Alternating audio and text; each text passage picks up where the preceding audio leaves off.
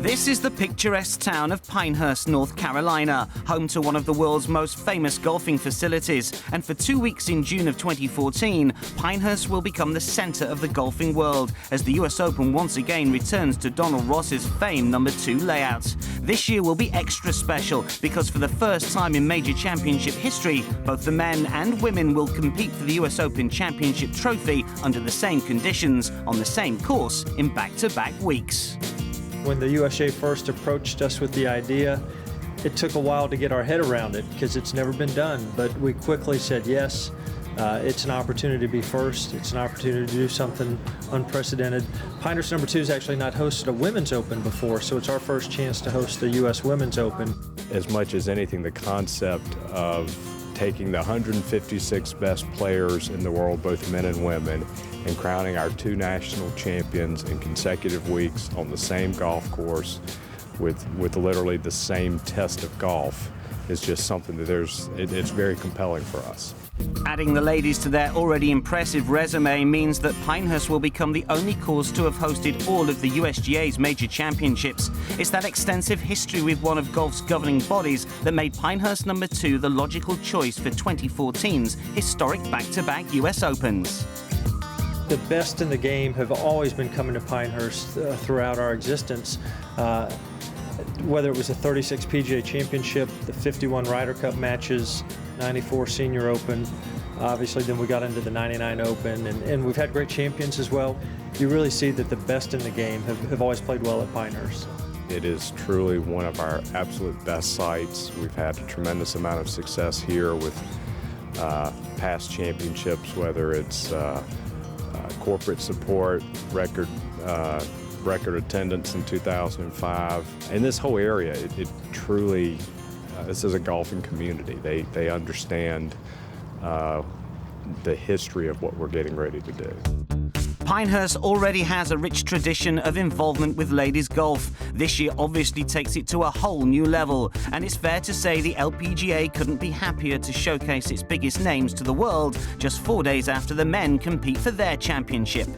I can't tell you how many interviews I get asked about the negatives. How do you feel about, where the pin placements are going to be? Is the course going to beat up? How's the range going to be? I'm not smart enough to answer a lot of those questions. What I do know is about a lot of the upsides, which is 1 week after the largest TV audience in the world will watch a golf event, we're going to be there. The USGA has been incredibly supportive of ideas we've come up with, which is, what if we put some of the LPGA superstars in your booth on the weekend when all those people are watching the men's event? How can we do more celebrating the first week to talk about what's going to happen the second week? It'll be pretty neat on Sunday of the Men's Open, having the ladies out practicing around or being, basically being around the property, and I'm sure they're going to highlight that, and it'll be pretty special. I mean, it's never been done, and how cool would it be if the women's score was 2 under and the men's score was 2 under?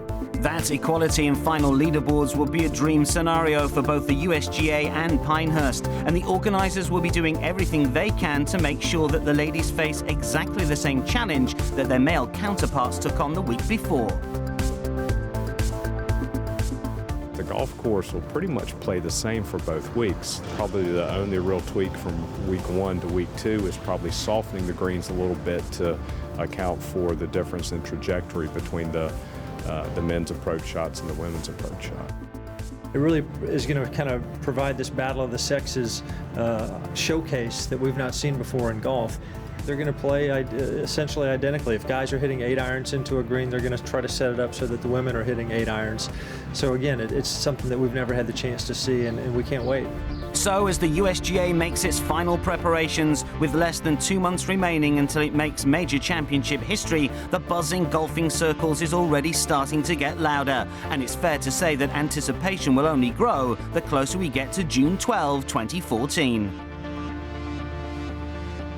To have everybody here for the Open and kind of highlight the Pinehurst number 2, the restoration, talk about Donald Ross, and talk about obviously the legacy Payne Stewart left. And we're really excited, and I think the golfing world is going to be really excited to be able to see back-to-back championships, and hopefully it'll help the women's game by more people watching. Maybe those recreational golfers or people who don't necessarily watch as much of the women's game, I think they will be possibly surprised, but definitely impressed at the caliber of championship golf that they play. I think there's an opportunity here for more people around the world to watch the Women's U.S. Open than ever have in 100 years. And so I've always said, I say this to players all the time, there's no way to think big, to talk about real growth and do the same thing you did last year. And the USGA has taken a swing at something really different, and I think it might turn into real growth. And if it doesn't, we should never apologize for trying.